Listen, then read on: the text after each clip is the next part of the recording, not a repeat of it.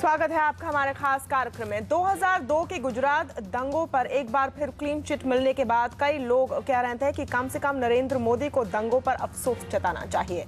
अब नरेंद्र मोदी ने पहली बार खुलकर अपनी बात सामने रखी है। दंगों को अमानवीय बताते हुए मोदी ने कहा कि इसके बाद वो अंदर से हिल गए। क्या मोदी का ये बयान अब गुजरात दंगों के मुद्दे को राजनीतिक तौर पर खत्म कर देता है? क्या इस बयान को मुस्लिम समुदाय की तरफ हाथ बढ़ाने के रूप में देखा जाएगा या फिर चुनाव के पहले ये एक सोची समझी रणनीति है? इस पर है हमारी खास चर्चा आज की, जिसमें हिस्सा लेने के लिए जुड़ रहे हैं कांग्रेस के नेता राजीव त्यागी, बीजेपी के प्रवक्ता डॉक्टर संबित पात्रा, अहमदाबाद से बीजेपी नेता आसिफा खान। थोड़ी देर में बात करेंगे firstpost.com के एडिटर एट लार्ज धीरज नैयर से और IBN7 के मैनेजिंग एडिटर आशुतोष से भी। स्वागत है आप सबका हमारे कार्यक्रम में। त्यागी साहब, पहला सवाल आपके पास जाता है। क्लीन चिट मिल गई SIT से नरेंद्र मोदी को गुलबर्ग मैसेकर केस में, फिर अहमदाबाद की एक कोर्ट ने उस क्लीन चिट को बरकरार रखा है और अब ये जो एक सवाल बार बार आ रहा था कि नरेंद्र मोदी खुलकर बोलते क्यों नहीं कि उनके क्या विचार हैं उन दंगों पर, वो भी आज पूरा किया गया है। आपको लगता है एक चुनावी मुद्दे के रूप में अब जो 2002 के दंगे हैं वो पूरी तरह से खत्म हो गया है? तमन्ना जी, देखिए, जो बात अभी उठ रही है मीडिया में कि मोदी जी को क्लीन चिट मिल गई है, ये कहीं ना कहीं जो है ना, मुझे लगता है कि दिग्भ्रमित करने वाली चीज है।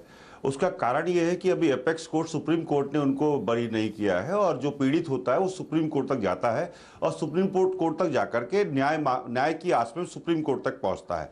नंबर एक। नंबर दो, मैं दूसरी बात ये कहना चाहूंगा कि जो गुड गवर्नेंस की बात गुजरात में की जाती थी, तो मैं मानता हूं कि क्या नाम उसका कहीं ना कहीं गुड गवर्नेंस रही होगी, लेकिन गुड गवर्नेंस तब मानी जाती पूर्णतया जब दंगे 10 दिन में, 5 दिन में या सप्ताह भर में रुक जाते, लेकिन दंगे 3 महीने तक लगातार जारी रहे, तो वो गुड गवर्नेंस कहां थी मोदी जी की?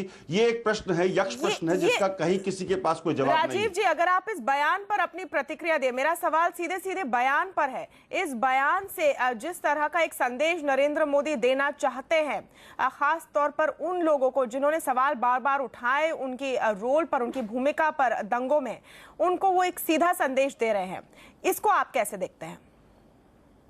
देखिए तमन्ना जी, भारतीय जनता पार्टी की दिक्कत यह है कि कहीं भी वो किसी मुद्दे पे एक जैसी राय नहीं रखती है, वो समय अनुसार अपनी राय बदलती रहती है। जैसे कि आर्टिकल 370 पे भारतीय जनता पार्टी की राय कुछ और है, मोदी जी की राय कुछ और है। ठीक, राम मंदिर पे मोदी जी की राय कुछ और है, भारतीय जनता पार्टी की राय कुछ और है। ठीक इसी तरह से दंगों के मामले में जिस तरह से मोदी जी कह रहे हैं कि मुझे बहुत ज्यादा दुख हुआ, लेकिन अगर मुझे अच्छा जब लगता है तो मोदी जी शुरू से ही कह देते कि ये बहुत ही खेद का विषय है कि दंगे हुए, और मोदी ये कहते कि मैं माफी मांगता हूं उसके लिए, तो एक अच्छा विषय होता बात करने के लिए। लेकिन जिस तरह से वो अभी भी अपनी मतलब अगर मैं समझ रही हूँ, आप कह रहे हैं कि ये काफी नहीं है कि उन्होंने अपने दिल की बात रखी, उन्होंने माफी क्यों नहीं मांगी है? आपका पॉइंट यहाँ पर अटका हुआ है। माफी मांगे धीरज नैयर, आपको लगता है कि ये पॉइंट बार बार कहा जाएगा कि माफी क्यों नहीं मांगी है? हालांकि इसके साथ ये भी तर्क होता है कि अगर वो माफी मांगते हैं तो फिर वो गलती को मान लेते हैं। जब कह रहे हैं कि वो गलती ही नहीं की है तो माफी का सवाल ही नहीं उठता। धीरज? हाँ, मोदी जी की तरफ से तो यही हमेशा पोजीशन रही है कि वो माफी मांगना अपना गिल्ट एक्सेप्ट करने जैसा होगा, इसलिए मेरे ख्याल से वो तो अभी नहीं करेंगे वो। लेकिन ये जहाँ तक ये बयान है, अभी तक का सबसे ज्यादा खुल के उन्होंने बात की है राइट्स के बारे में, चोट की बात की है, दर्द की बात की है, लेकिन अपने चोट और दर्द की बात की है। डायरेक्टली उन्होंने रीच आउट नहीं किया है मुस्लिम समुदाय को। अगर वो चाहते थे तो वो डायरेक्टली रीच आउट कर सकते थे, वो नहीं किया है। लेकिन अपनी जो दर्द था, अपना चोट और अपनी थोड़ी रिस्पॉन्सिबिलिटी जो उन्होंने एक्नॉलेज की है, वो अभी तक सबसे ज्यादा है। आई थिंक अभी तक उन्होंने किसी भी स्टेटमेंट में इतना ज्यादा नहीं कहा है जितना इसमें कहा है। लेकिन जहां तक उनकी क्रिटिक्स हैं, उनको तो ये काफी नहीं लगेगा, उनको तो अगर माफी भी कर दें तब भी काफी नहीं लगेगा। यहाँ पर धीरज, मैं आपसे थोड़ा एक डिफरेंट ओपिनियन रखती हूँ, क्योंकि अगर आप उनके ब्लॉग के फुल टेक्स्ट को देखें, और यहाँ मैं इंग्लिश में बता रही हूँ कि उन्होंने क्या कहा है। उन्होंने कहा, with this cloud of misinformation firmly dispelled, I will now also hope that the many others out there trying to understand and connect with the real Narendra Modi would feel more empowered to do so. कुल मिलाकर वो कह रहे हैं कि जो लोग मुझे गलत समझते थे, अब तक मुझे समझ नहीं पाए, वो भी अपना हाथ बढ़ाए।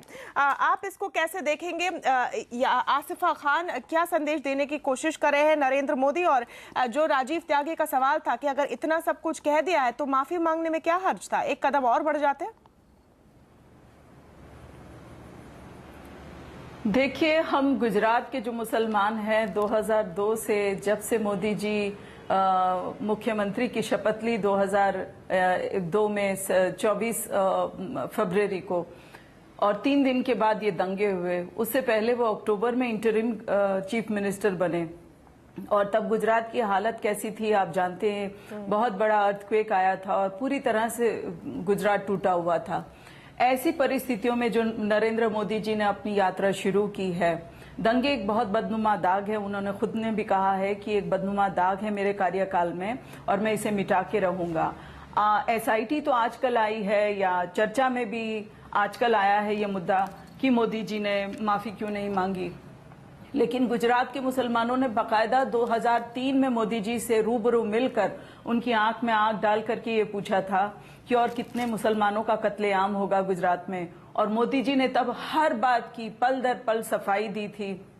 दंगों के मामलों को लेकर के 27 तारीख की शाम, सुबह 28 को मिलिट्री कब बुलाई गई, प्रिवेंटिव मेजर्स क्या लिए गए, किस तरह से पैरामिलिट्री फोर्सेस को डिप्लॉय किया गया, कहां कहां उन्होंने मदद की गुहार लगाई, राजस्थान, महाराष्ट्र, मध्य प्रदेश, यहाँ सारी बातें उन्होंने पल दर पल का ब्यौरा मुसलमानों को दिया है। और हम तभी से मुसलमान उनके साथ जुड़ने लगे थे, क्योंकि हमें यकीन हो गया था कि मोदी जी ने अपने बूते में अपनी ताकत में, बिल्कुल आसिफा, संबित पात्रा भी है हमारे साथ, बीजेपी के संबित पात्रा भी है हमारे साथ, लेकिन उनके पास जाने के पहले राजीव त्यागी को एक मौका देंगे कांग्रेस पार्टी से। राजीव, सीधे सीधे मोदी एक संदेश यहाँ पर दे रहे हैं, वो कह रहे हैं कि मैं खुलकर अपनी बात रखूंगा। जो लोग अभी भी अपना मन नहीं बना पा रहे हैं गुजरात के दंगों को लेकर, ऐसे लोग हैं जो क्लियर कट है कि जहां तक गुजरात के दंगों का मामला होता है वो मोदी के पक्ष में कभी नहीं बोलेंगे, उनको वोट नहीं डालेंगे। वैसे भी लोग हैं जो कहते हैं कि गुजरात के दंगे मेरे लिए एक चुनावी मुद्दा नहीं है, लेकिन जो फेंस सिटर्स हैं उनके लिए एक सीधा मैसेज है जो कांग्रेस के पूरे एक स्ट्रैटेजी को एक बहुत भारी ब्लो देता है। राजीव जी। नहीं, कहीं नहीं, ऐसा नहीं लगता तमन्ना जी मुझे कि ऐसी कोई बात है कि कांग्रेस की स्ट्रेटजी इस बात से ब्लो हो जाएगी। मेरा मानना यह है कि हमारी जो संस्कृति है पूरे हिंदुस्तान की, वो संस्कृति ये कहती है क्षमा वीरस्य भूषणम, क्षमा मांगना वीरों का भूषण है क्षमा मांगना। अगर मोदी जी वीर हैं, भारतीय जनता पार्टी के लोग बाग वीर हैं, तो जो गलतियां इनसे हुई हैं उसका क्षमा मांगने में कहीं कोई दिक्कत नहीं। क्षमा मांगने से आदमी अपना बड़प्पन ही दिखाता है, छोटा नहीं होता। मांगने से आप गलती को मान रहे हैं। यहाँ पर बीजेपी का स्टैंड और नरेंद्र मोदी का कहना है कि गलती हुई ही नहीं है, पर्सनल गलती नहीं हुई है। देखिए तमन्ना जी देखिए, अगर आप स्पष्टता देखें तो जो स्टेट का चीफ है, चीफ मिनिस्टर, उसका दायित्व है कि सांप्रदायिक सौहार्द प्रदेश में ठीक रहे। तो 2002 में जिस तरह से कार्यकलाप चला है, स्टेट मशीनरी ने जिस तरह से कार्य किया है, उस पर प्रश्न चिन्ह तो लगा हुआ ही है। और जिस तरह से सांप्रदायिक सौहार्द को बिगाड़ा गया था गुजरात में, वो एक प्रश्न चिन्ह वाली बात तो आज भी लगी हुई है, इसमें कोई दो राय नहीं है। क्या रिस्पॉन्स है? ये कह रहे हैं कि क्षमा मांगने में क्या खराबी है? क्षमा वीरों का अलंकार नहीं है, क्षमा मुजरिमों का औजार होता है। जो मुजरिम होते हैं वो क्षमा मांगे। और इस पूरे प्रक्रिया में कल जब कोर्ट का निर्णय आया तो मेरा तो यही रिएक्शन था कि राजधर्म की जीत हुई और अधर्म का हार हो गया। और जिस प्रकार से कांग्रेस ने इतने वर्षों तक भारतीय जनता पार्टी और भारतीय जनता पार्टी के पीएम कैंडिडेट नरेंद्र मोदी जी को विक्टिमाइज किया है, मुझे लगता है इस पूरे प्रकरण में किसी को क्षमा मांगनी चाहिए तो वो कांग्रेस को क्षमा मांगनी चाहिए, हिंदुस्तान की जनता को वेलेट करने के लिए, हिंदुस्तान की जनता को गुमराह करने के लिए इतने वर्षों तक जिस प्रकार से एनजीओ का इस्तेमाल करते हुए, नाना प्रकार के अफसरानों का इस्तेमाल करते हुए कांग्रेस के पूरे ढांचे ने हिंदुस्तान को गुमराह किया है। तमन्ना जी मुझे जवाब देने का मौका दीजिए। बोलिए राजीव जी, बोलिए। राजीव त्यागी कांग्रेस के जवाब दे रहे हैं, बोलिए। देखिए भारतीय जनता पार्टी की दिक्कत यह है कि भारतीय जनता पार्टी हमारे भारतवर्ष की संस्कृति को तोड़ना मरोड़ना चाहती है और उसको संस्कृति का ज्ञान भी नहीं है। क्षमा मांगने से कभी व्यक्ति छोटा नहीं होता है। और भारतीय जनता पार्टी का जो फुल फॉर्म है, बहुत झूठी पार्टी, वो झूठ प्रपंच फैला करके निश्चित रूप से देश के माहौल को खराब करना चाहती है, मेरा निश्चित मानना है। लेकिन मैं कह देना चाहता हूं कि भारतीय जनता पार्टी कभी भी इस तरह के प्रपंच में कामयाब नहीं हो पाएगी। और जिस तरह से मोदी जी कर रहे, जी, मुद्दे पर आते हैं और आशुतोष जी मुद्दे पे आ रहा हूं मैं आपके। देखिए जिस तरह से मोदी जी गुजरात दंगों को, भगवान राम के मंदिर को, आर्टिकल 370 को, कॉमन सिविल कोड को अपनी सुविधा अनुसार इस्तेमाल कर रहे हैं, तो कहीं ना कहीं वो आरएसएस और बीजेपी की लाइन से भी डिफर कर रहे हैं। तो शायद मुझे लगता है कि बीजेपी और आरएसएस से बड़े हो गए मोदी। IBN 7 के मैनेजिंग एडिटर आशुतोष भी हमारे साथ जुड़ चुके हैं। आशुतोष, आप इस पूरे स्टेटमेंट को कैसे देखते हैं? जो मोदी ने आज कहा है उसे कैसे देखते हैं? हाथ आगे बढ़ाने की कोशिश है और इस पूरे स्टेटमेंट को कैसे हजम करेंगे वो लोग जो अभी भी मोदी के भूमिका को लेकर अपने मन में सवाल बना रहे हैं? देखिए तमन्ना, इसमें दो तीन चीजें स्पष्ट है। पहली बात तो यह है कि जो आज मोदी का ब्लॉग आया, इसको ना तो किसी तरीके से मानना चाहिए उन्होंने माफी मांगी है या अफसोस जताया है, ना ही उसको पश्चाताप के संदर्भ में लेना चाहिए। ये ब्लॉग अपने आप में सिर्फ ये जताता है कि नरेंद्र मोदी जी ने साफ तौर पर कहा है कि वो बहुत दुखी है, व्यथित है, आहत है। इससे ज्यादा उन्होंने इसमें कुछ भी कहने की कोशिश नहीं की है। और ये एक ऐसे वक्त में आया है जबकि लोकसभा का चुनाव महज 5 महीने दूर है और कहीं ना कहीं बीजेपी के कुछ बड़े नेता और साथ ही साथ बीजेपी के बाहर के नेता इस बात को मानते हैं कि नरेंद्र मोदी देश के सबसे लोकप्रिय नेताओं में से एक हैं, बीजेपी के अंदर सबसे लोकप्रिय हैं, लेकिन उनकी जो स्वीकारोक्ति है वो स्वीकारोक्ति उनकी लोकप्रियता के बराबर नहीं है। और ये स्वीकारोक्ति जो है अपने आप एक बड़ा सवाल बीजेपी के सामने है। तो कहीं ना कहीं ये एक कोशिश है कि खुद उन तमाम सहयोगी दलों को जिनकी तलाश बीजेपी को चुनाव के बाद होगी, उनको ये बताने की कि अदालत ने उन्हें क्लीन चिट दे दी है, मिल चुकी है, इसलिए जो भी आरोप उनके ऊपर लगते रहे वो आरोप बेबुनियाद गलत है। इसलिए अब आपको हमारे साथ आने में कोई दिक्कत नहीं होनी चाहिए। साथ ही साथ उन तमाम लिबरल उदारवादी हिंदुओं को भी जो कहीं ना कहीं थोड़ा बहुत संदेह की दृष्टि से नरेंद्र मोदी को अब तक देखते हैं, उनको भी कन्विंस करने की कोशिश इस ब्लॉग के जरिए की गई है। तो ये एक अपनी इमेज को बदलने की कोशिश है, दूसरा सहयोगी दलों की तलाश की दिशा में कदम है, और तीसरा वो वोट बैंक जो कहीं ना कहीं उनसे थोड़ा बहुत नाराज या संदिग्ध रहता था उसको अपनी तरफ खींचने की कोशिश है। एक्सेप्टेबिलिटी फैक्टर को बढ़ाने की कोशिश है। हम यहाँ पर एक छोटा सा ब्रेक लेंगे। ब्रेक के बाद बात करेंगे कि क्या अभी भी गुजरात के दंगे एक चुनावी मुद्दा है या नहीं। लौटेंगे जल्द।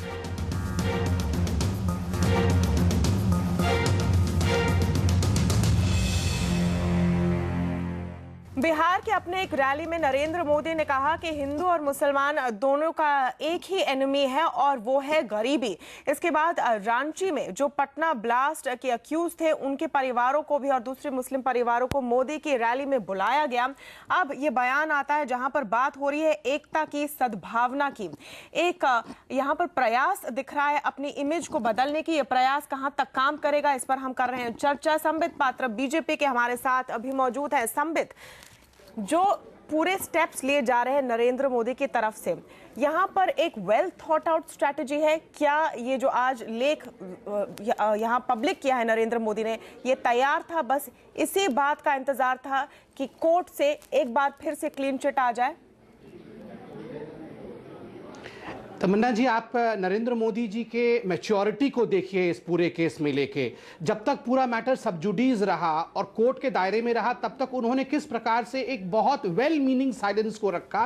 कोर्ट के मैटर में उन्होंने कभी भी दखलंदाजी नहीं दी। और आज जब मैं उस ब्लॉग को पढ़ रहा हूं, मेरे हाथ में वो ब्लॉग है, मैं देख रहा हूं कि ब्लॉग की जो शुरुआत आदरणीय नरेंद्र मोदी जी ने किया है, उन्होंने सत्यमेव जयते के शब्द से किया हुआ है। उन्होंने कहा कि सत्यमेव जयते, ultimately the truth triumphs, last में सत्य की जीत होती है। और कल जब कोर्ट का प्रमाण आया, कोर्ट ने अपने वर्डिक्ट को रखा, तो एक तरह से उनको जो है एक बहुत बड़ा रिलीफ मिला, सत्य की जीत हुई। उसके बाद उन्होंने अपने दिल के विषय को लिखा।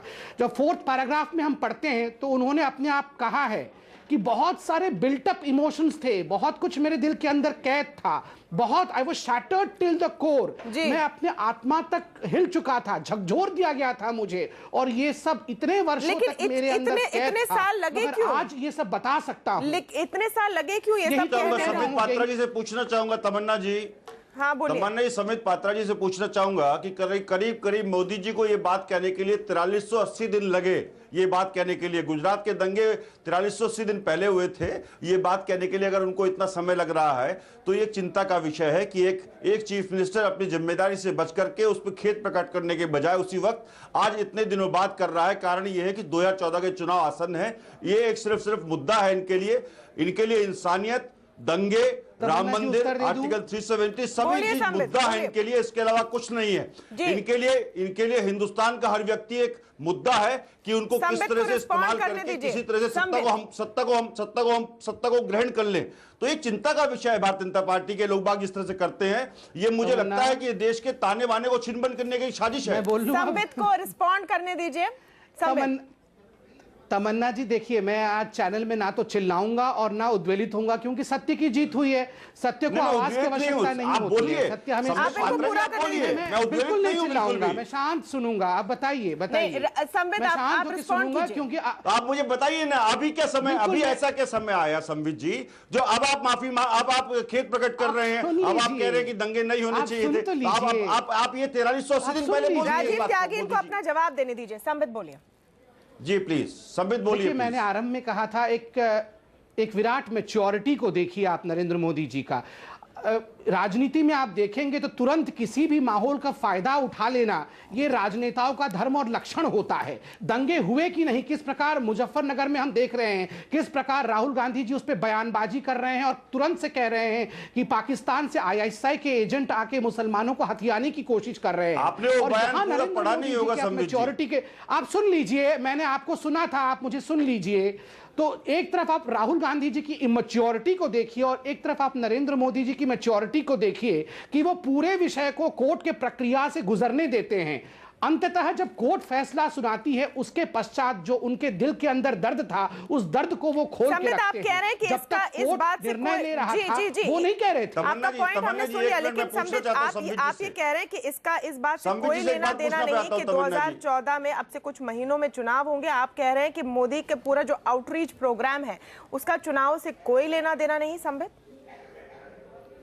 देखिए, आप जानते हैं कोर्ट का बयान जो आया है, जो वर्डिक्ट तमन्ना जी, एक कोर्ट का सवाल आया पूछना है, चाहूंगा कोर्ट संबित हम से। सबसे ऊपर जुडिशियल, प्लीज पूछिएगा, जुडिशियल सिस्टम को इलेक्शन प्रोसेस से कुछ नहीं लेना देना। जुडिशियल सिस्टम अगर कल वर्डिक्ट डिक्लेयर करती है तो स्वाभाविक रूप से यह भारतीय जनता पार्टी की ओर से कोई षड्यंत्र नहीं है, बल्कि कल जिस प्रकार से कमेटी गठित किया गया है कांग्रेस पार्टी की तरफ से, कांग्रेस पार्टी ने अपने तरफ से कोई कसर नहीं छोड़ा हुआ है नरेंद्र मोदी जी और भारतीय जनता पार्टी को घेरने के लिए। मगर मुझे बड़े दुख के साथ कहना पड़ रहा है, जितना षड्यंत्र आप रच लीजिए, सत्य अंततः सूरज की तरह उग के आ रहा है। यहाँ पर आशुतोष और धीरज को शामिल करते हैं। तमन्ना जी, एक मिनट प्लीज।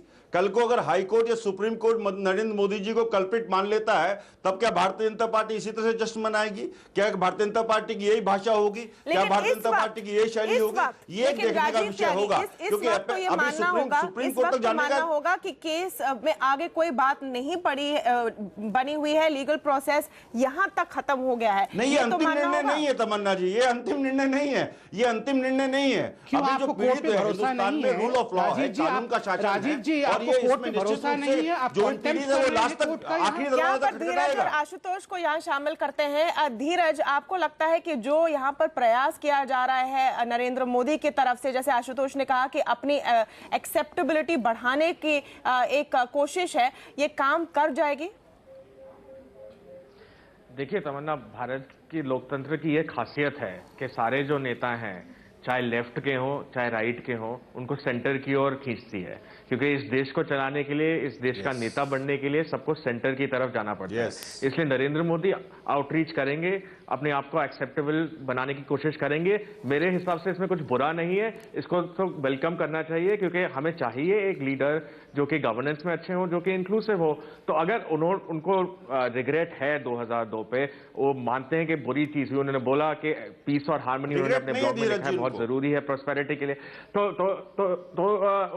अगर वो बोल रहे हैं, कोशिश कर रहे हैं, तो हमें इसको वेलकम करना चाहिए। अब राजीव त्यागी जी शायद अगर वो माफी मांगे, फिर वो भी बोलेंगे कि वो भी जेन्युइन नहीं है। अब जेन्युइननेस का तो हर एक हमारे देश का जनता है, उस पर जजमेंट करना पड़ेगा। मुझे एक अलग सवाल पूछना आशुतोष से, मुझे आशुतोष से अलग सवाल पूछना। यहाँ पर अब माफी की बात हो रही है आशुतोष, लेकिन मेरा सवाल आपसे है कि माफी का कोई मतलब है क्या? इन टोकनिज्म के पीछे हम क्यों पड़े हुए हैं?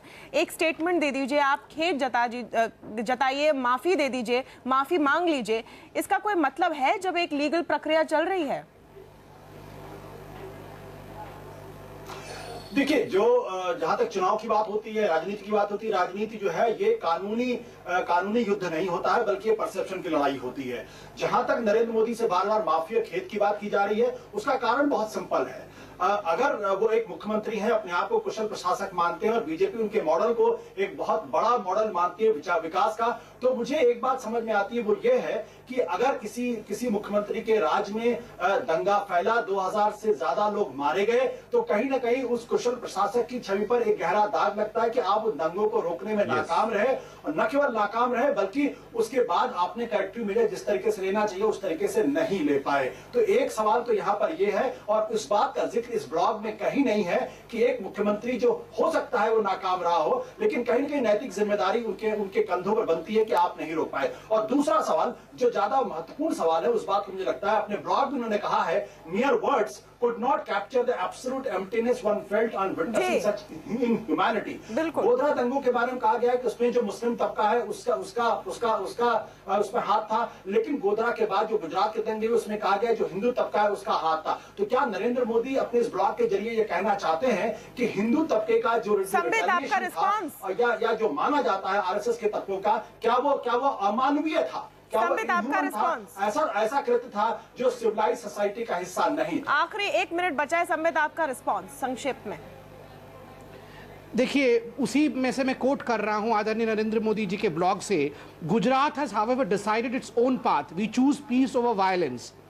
देखिए, इतिहास एक महत्वपूर्ण अंग जरूर होता है, किंतु पूरे प्रक्रिया में आप देखेंगे जिस प्रकार से राज्य ने डेवलपमेंट के पथ को चूज किया है, जिस प्रकार से विगत 12 वर्षों में वहां एक भी वायलेंस का कोई मोड नहीं रहा है, और जिस प्रकार एक पूरे विश्व भर में गुजरात की छवि बनी है, और सबसे अहम, गुजरात के लोगों ने बार बार नरेंद्र मोदी जी को सिलेक्ट करके प्यार देके उन्हें बार बार मुख्यमंत्री बनाया है। यह बिल्कुल स्पष्ट है कि गुजरात के लोग आगे बढ़ना चाहते हैं, मगर कुछ राजनीतिक ऐसे लोग हैं जो नहीं चाहते हैं गुजरात और हिंदुस्तान आगे बढ़े, और केवल हम पीछे बातों के बारे में बात करते रहे। जी, बिल्कुल समय समाप्त हो चुका है। आप सबका शुक्रिया हमारे साथ शामिल होने में। नरेंद्र मोदी ने आज खुलकर बात की है गुजरात के दंगों के बारे में, लेकिन क्या जो मैसेज वो पहुंचाना चाहते हैं वही संदेश पहुंचेगा, ये एक अलग सवाल है।